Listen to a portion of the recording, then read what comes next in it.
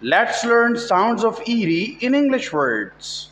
First sound of ed is id when followed by d and t. For example, guided, decided, flooded, folded, and needed. Accepted, admitted, adopted, started, visited. The second sound of ed is d when followed by voiced sound other than d. For example, called, cleaned, offered, damaged, and laughed. Used, amazed, rubbed, claimed, and played.